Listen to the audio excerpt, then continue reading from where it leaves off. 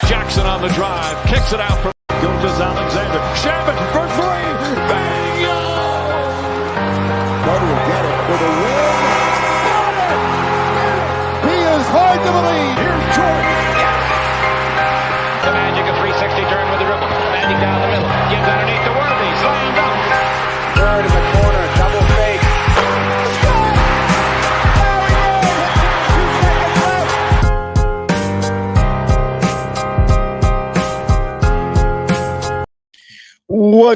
One second. What's going on, guys? Welcome to another post-game live here on Dime Dropper for the 2025-26 NBA season. Before we get started, you already know the drill. Make sure you subscribe on YouTube for all things LA sports and NBA. And, of course, you're home for LA basketball. If you're a member of the channel, sign up to be a member. You can get access to giveaways at 25 and 50 members. If you're one for Laker fan, one for Clipper fans, every comment will be read, and you have access to the members only lives on Wednesdays where you can jump on stage, ask me any question of any sort, and we can watch film together of any basketball player or team in the last 20 years. And yeah, appreciate you all. We're going to be live today to talk about, live from Los Angeles as always. Super chats are turned on if you want to jump $1 or a dime. We're going to be talking about Clippers Grizzlies, the game that happened last night. And most importantly, the 2026 FIFA World Cup draw. The groups were made. I did a live reaction on playback. Check it out. The Dime Machine on playback. If I have any mods in here, please link that up. And shout out to one of my members right here. Danny, what's going on? And then we can also talk. I don't know if I'll have time to talk about Chris Paul's comments today, unfortunately. I will do another Locked On episode about that. So check out Locked On Clippers 5 days a week. So let's talk about the World Cup is going to be more. So let's talk about the Clippers real quick against Memphis. So last night, we were trying to see if we can make it 2 wins in a row without Chris Paul. These guys are missing Ja. And if you check out, the vlog of the game against the Grizzlies, we expected to win that game. All our fans thought we were going to win that game, and we did not. No Ja Morant in that one, but the odds are still in our favor, in my opinion. They don't really have much shot creation. I mean, credit to Cedric Coward and what's his name, Cam Spencer. These guys are playing really good basketball, but my goodness, we still have Kawhi Leonard, James Harden, and Ivica Zubac on the court. Despite the fact that they're deeper than us, we should be winning this game. And I mean, through the first half, it was fine. In terms of the matchups, I mean, Zoo obviously and Edie. We saw Edie kind of get the better of him at Intuit Dome. It was a little bit more even in this one. Collins and JJJ matching up. Of course, Jalen Wells on James Harden.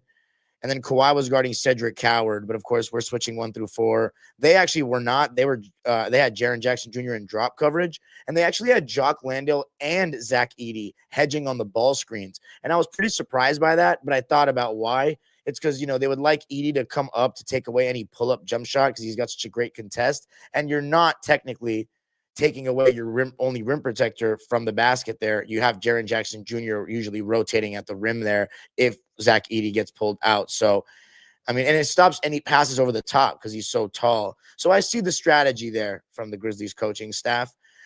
James Harden got off to a great start. 4 for 4 early on in the game. 3 early threes. Jalen Wells also got off to a great start, had these like one-legged shots on the free throw line that were ridiculous that he was making. And so I thought the Grizzlies were making some tough shots, and John Collins was aggressive as well. So James Harden had 13 points in the first quarter. John Collins had 9 points in the first quarter. Kobe Brown had maybe his best play as a pro, stole the ball from Santi Aldama and just threw it down on his head. That was crazy. We were up 33-30 after 1. And I was just thinking, okay, Harden's playing great. The defense can be a little tighter, a little bit more resistance from everybody individually. And if John Collins could just make his open threes, we would blow the game wide open. Second quarter, so by the way, we did the same lineup thing that we did against Atlanta, where we took Zubac out halfway through the first quarter and kept Kawhi and James Harden in and had John Collins play the 5, which was fine. And it went okay. And then we take Kawhi out at around the 3.5-minute mark. But then the beginning of the second quarter, it's a Nico at the 5, Kawhi at the 4, and then the Kobe's and Cam Christie. So nobody on the court is under 6'5", but nobody on the court is over 6'9". Is that how tall Nico Batum is? He's long. I think he's 6'9". Let's check. 6'7". So nobody over 6'7". And that's your lineup. But it only lasted like 2 minutes because we immediately got scored on twice in the paint with that lineup, and Zubats came back into the game. So I got nothing much to say about that. I don't even know if we can afford to go any minutes with Nico Batum at the 5 in 2025 or 2026. I mean, it's just too small. And you don't have like elite point of attack guys. Like Cam Christie's good, Kobe Sanders is good, Kawhi is good, but like, nah, I don't think so. Not in today's NBA right now with the way the offenses are and the perimeter. I mean, they're calling more fouls this year too. You can't perimeter players have such an advantage in so many ways.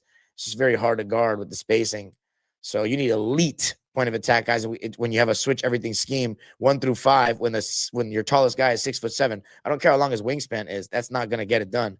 So even though it wasn't really that detrimental in this game, we either got to go back to playing Brook Lopez, especially with our 3-point woes for real, and it's consistent. This is just who we are as a team shooting from 3, and so that has to be talked about and maybe discussed. Or Yannick, worst case scenario. But I thought Kawhi, he had a nice stretch in that beginning of the second quarter. He had a nice layup, and then he had an interception that led to a dunk. And then off that inbounds, Vince Williams like almost jumped over the line and threw a pass, and we intercepted it. And Cam Christie made a 3, which led to a Grizzly timeout when we were up 40-34. So feeling pretty good. But again, these first halves have been commonplace for the Clippers in these last couple of weeks. It's the second half where we always fuck up. I thought James Harden, though, in the first half was making all the right plays. Kobe Sanders was playing really solid defense on the ball, and that lasted throughout the game, contesting shots and making solid reads, knocking down the open 3. As far as our defense, though, John Collins in the first half, and this lasted throughout the game, he was getting scored on by everyone. It wasn't just smaller guards that were blowing by him. He was getting scored on by just about everyone. And it wasn't horrible defense one-on-one, but man, he couldn't stop anyone. That's all I can say about that. And then he has brain farts on defense frequently. So I'm realizing now he's not a good defender. He has some nice athletic defensive plays here and there, but he's not a very good defender. There was one time where he was rotating at the rim to take away Edie. And then after Zubats had recovered to Edie, John Collins didn't go back to the guy he was guarding. He went out to a guy on the perimeter, even though Kawhi was literally standing right there, and he looked like just completely lost. And it was Jalen Wells, who he left open, who had just made, I think he had the last 5 points of the game before he had hit this shot. So it was just a big brain fart on that end of the floor for him. But overall, first half, Kawhi had 16 points, 9 in the second, and Harden had 16 points. And we outscored them 25-24 in the second. So we were 58-54 up at the half. And I'm just thinking if we could make our open threes, we would win this game. Our defense looks better without Chris Paul, I will say. And then, yeah, Jalen Wells scored 5 straight points. Harden, he pushed him. I remember there was one time he scored, and then we were taking it out, and James Harden just pushed him and got an offensive foul. And this is when the momentum was going completely in their direction. Kawhi also got blocked in this span. And John Collins, he just could not hit his open threes. And it's been a consistent theme. And it's part of the reason we got him is for him to hit his open threes. Shot 40% from 3 last year. He's got to knock down shots. Right now, he's been pretty disappointing. Now, Ty Lue's giving him an extended burn, just like all us fans wanted. And he's been pretty disappointing. And this one, I have to take an L on as well. John Collins, I expected him to do better. Truthfully, I expected him to do better. And so Ty did the same thing where he took Zubats out halfway through the third quarter, but then he took John Collins out at the same time. So we went with that really small lineup in the middle of the third quarter. However, Kawhi Leonard took over a bit, and we regained the lead after being down by 8 after a Nico 3, but Kawhi started being aggressive. He hit the Jets on this fast break like I had not seen him do all season long.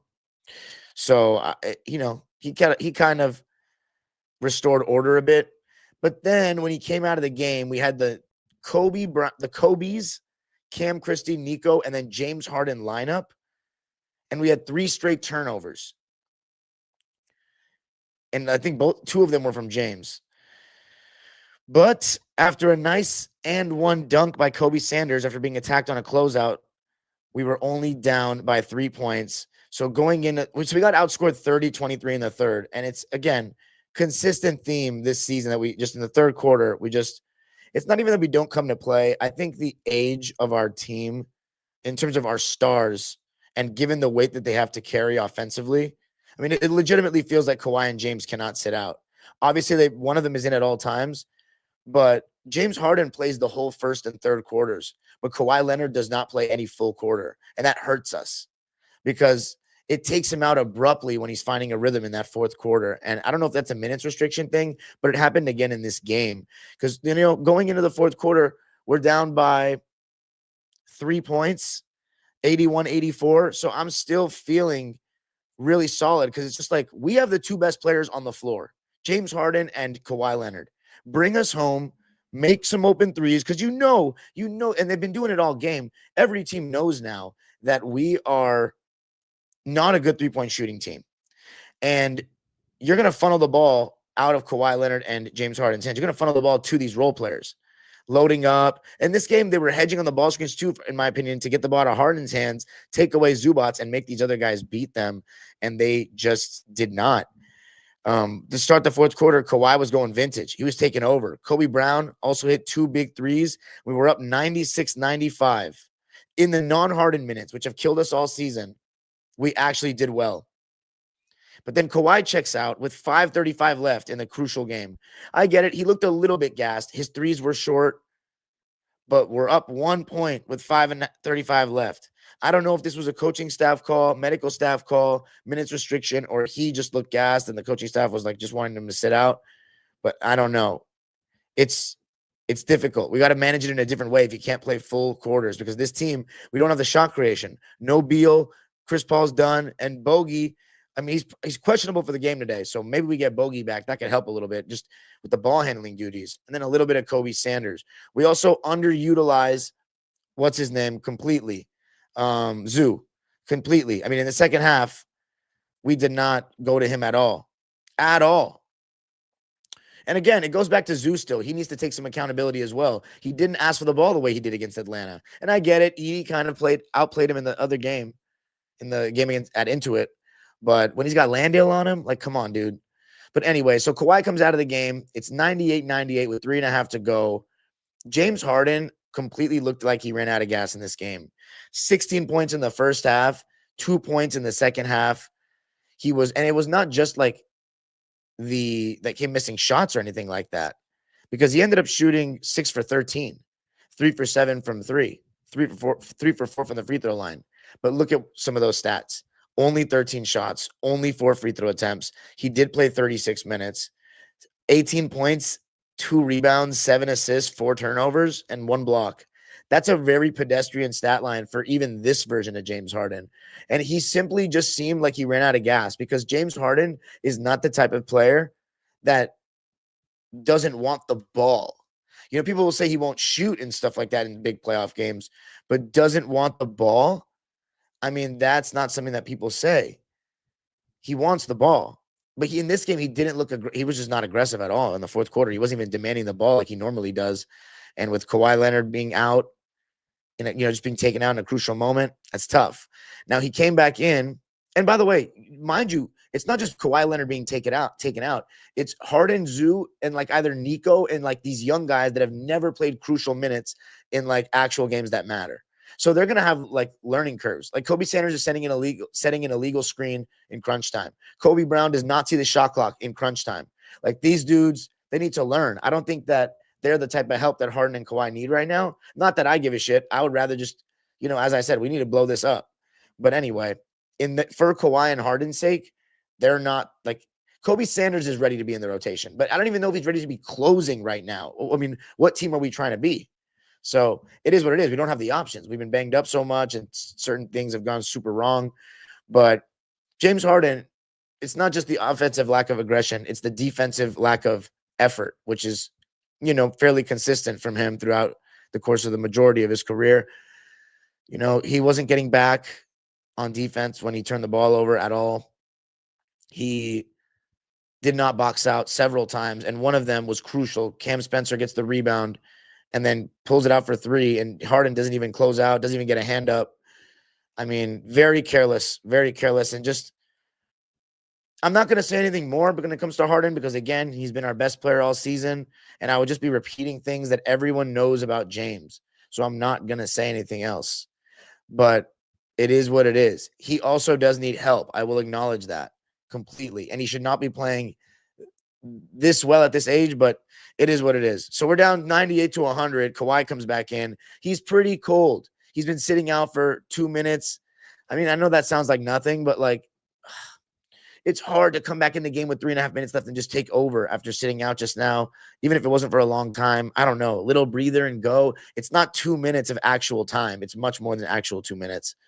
I don't know. So the Grizz just had more legs at the end of the game. Cedric Coward is getting downhill. He's getting 14 rebounds in a game, his career high, and we just could not hit open threes late. James Harden got 1 shot off in the fourth. So our stars, at the end of the day, they just cannot carry this weight. This team is not good. It's going to take Kawhi to get 30. He only had 24 points. On 10 for 23 shooting, by the way. So he was aggressive, but he couldn't hit his 3 ball. He was 2 for 9. 24, 8, and 4. 1 steal, 1 block, 1 turnover for Kawhi in 35 minutes. Like, that's a good chunk of minutes for him, but we need 30 out of him, honestly. And then Collins had 16 points on 6 for 14 shooting. I mean, what can I say? 2 for 8 from 3. He's got to make threes, man. He's got to, because he's partially on this team, on this team for that reason. He doesn't do the intangibles, and he doesn't pass the ball well, and he's not a ball handler. So you got to make shots. 16 points, 2 rebounds, 2 assists, 3 turnovers. Zubac's only had 10 points. It was a pedestrian. It was okay. 10 and 6. It's not good enough at all. 10 and 6, 1 assist, 2 turnovers. I don't think Zoo's going to succeed with Ty Lue, honestly, anymore. Like, he won't reach his full potential. 4 for 6 from the field. 6 shot attempts is barbaric. Chris Dunn had 0 points. 0 points, 0 for 1, and he's a starter. Kobe Brown had one of the best games of his career, I can't lie. 13 points, 4 rebounds, 1 assist, 3 steals, 1 turnover on 3 for 7 shooting and 2 for 6 from downtown, 5 for 6 on the free throw line. Kobe Sanders almost had a double-double, 8 and 7 on 3 for 6 shooting and 2 for 4 from 3 to go along with 2 steals and 2 turnovers. For the Grizzlies, Coward led the way with 23 and 14. They got 13 out of Jaren Jackson Jr. on only 5 for 9 shooting. Jalen Wells had 17 and Cam Spencer had 17, 5 and 7 off the bench. We lose it 107 to 98. We only scored 17 points in the fourth. Your stars got to bring it home, but we also need some made shots made by other guys. We only shot 32% from 3. Again, consistent theme. So yeah, 23 to 17 in the fourth, 107-98 Teddy Bears, and we moved to 6 and 17. I have no time to talk about the Chris Paul team thing. So now we're going to get into, appreciate this. So what now for CP3? Damn it. How will he end his career? I don't know, honestly. I truly do not know. But we got to talk now about the World Cup Draw, ladies and gentlemen. The greatest event in sports is coming to the USA, and of course, coming to Dime Dropper. I'm going to have coverage for all of it. And guess what? We're going to be there. That's the crazy part. We're going to actually be there again, because if you didn't remember, we were in Qatar for a couple games to start the World Cup last time around. Once in a lifetime experience, but this is going to be once in a lifetime. So let's now talk about the groups, ladies and gentlemen. Let's now talk about the groups. Now, let me know right now in the comment section, people. And by the way, we're going to YouTube. If you're on Twitter, come to YouTube, man. That's where I make my bread. So please. Now, tell me in the comment section, Dime Dropper fam, who is winning the World Cup this year? Who is winning the World Cup this year? Give us your first round picks, Celtics fans. That's all I have to say about that. Okay. Who is winning the World Cup? Let me know in the comment section. We're going to be looking at right now. Okay, one sec. Damn, I don't got a SoFi background. All right. This is where we left off last World Cup, Qatar. Now we're bringing it to the States.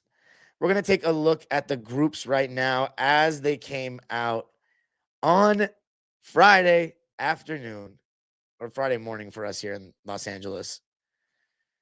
And I am going to share my screen with all of you, and I'm going to be making my picks.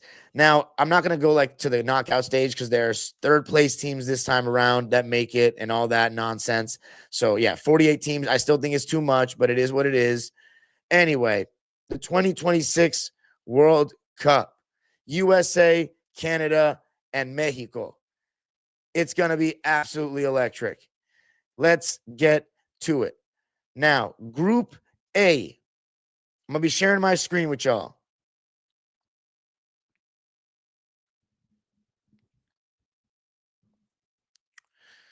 Sorry, I'm not a little bit quicker with this right now. Okay. Boom. Can everybody see my screen? All right. Canada, Qatar, boo, and Switzerland.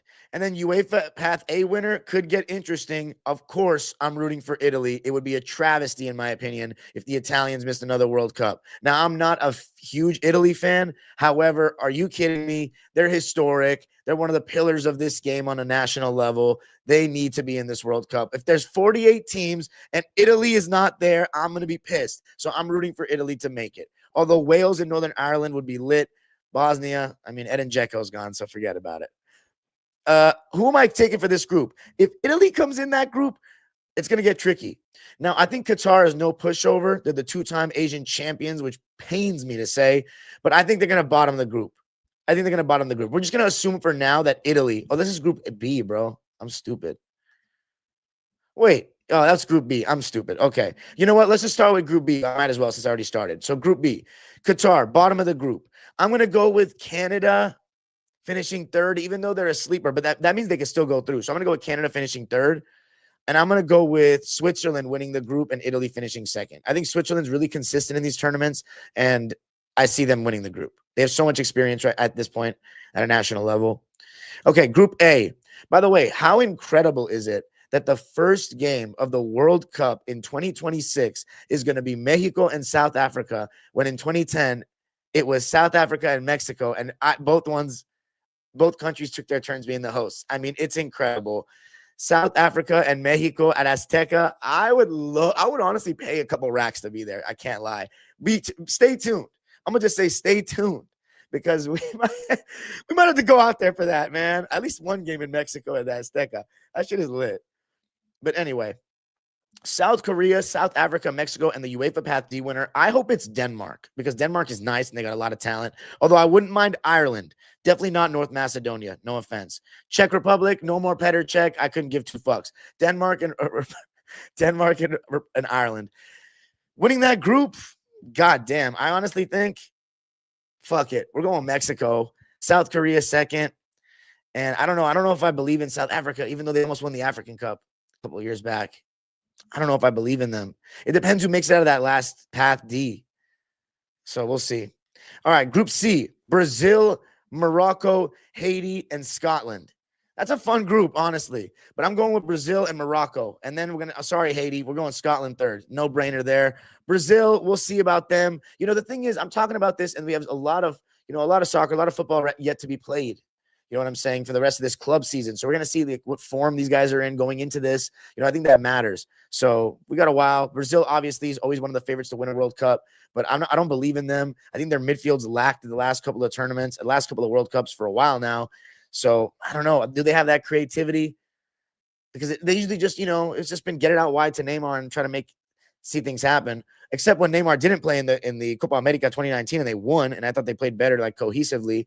But we'll see with Brazil. I'm not even going to talk about the knockout. I'm just talking about the groups right now. That's my prediction. Now, here we go. The moneymaker, Group D.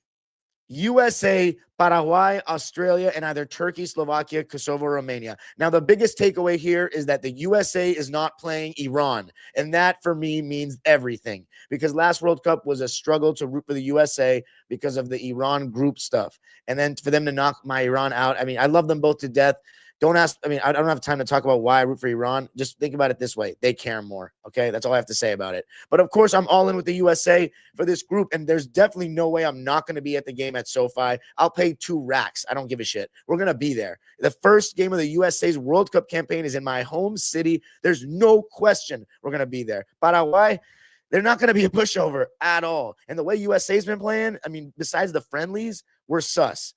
Australia, absolutely no pushover. And if Turkey wins the group or gets out of that, no easy games. But you know what? Fuck it. USA, I'm feeling patriotic. We're winning the group. Australia is going to come in third. You know what? I'll give Australia second. Why not? And then Paraguay third. And we're going to say that these guys finished fourth. But Turkey is no joke. They got a lot of talent. By the way, USA, let's see where they're playing their games. That matters. SoFi, Lumen. Oh, I'm definitely going to that. My aunt lives in Seattle. It's done. And then SoFi again. So, oh my God, we're going to see all of USA's games. Dude, we're so blessed, bro. We're so blessed. Okay, Group E. Germany, Curacao. I mean, are you serious? Cote d'Ivoire and Ecuador. Germany's winning that. I'm going to go with, I used to love Cote d'Ivoire, man. Yaya Toure, Drogba. I mean, Drogba's my GOAT, but Yaya Toure, I used to love him. Gervinho, Solomon Kalou. Man. I'm going to go with the African champions finishing second. We're going to go Ivory Coast, then Ecuador. But Ecuador is always solid at these tournaments. And then Curacao. Sorry, Curacao. 3 L's, by the way. They're not ready for this. I don't think they're ready for this. Okay. Now let's go with this group, Group F. Netherlands, Japan, Tunisia, and either Ukraine, Poland, Albania, or Sweden. That's a really solid group, honestly. I'm going with the Dutch winning, though. I'm going to go with Japan second. But any of those teams from Europe that come out, they have World Cup experience. I think that could be tough. I'm going to go with Tunisia finishing. Damn, I don't know. I think if Albania makes it, they'll be fourth. I don't know how good Ukraine and Poland and Sweden are doing these days, to be honest with you. Okay, I don't know. I'm going to reserve that pick, but I'm going to go with Japan finishing second. Why not? And then Group G, the moneymaker, fellas. Belgium, Egypt, Iran, and New Zealand. Definitely not the actual moneymaker, but it's the one that means everything to me. Now, I was pretty satisfied, but I'm still a little nervous. Belgium, I used to literally love Belgium. I used to be the biggest Belgian fan that wasn't Belgian on the planet. Telling my friends at school in 2013 about their golden generation, about Hazard, about Company, Fellaini, KDB, Alderweireld, Vertonghen, Courtois, all of them. And I was like, they all going to come together, and they're going to be great. And, man, they made some noise, and it was some amazing runs, but obviously they fell short of the goal with their highest finish being third in the World Cup in Russia. And they were a disaster in Qatar. Now, they still have KDB, and Jeremy Doku is fucking nice, but they're not the same Belgian monster they used to be. I think we can get a point off of them. Beating them, you never know.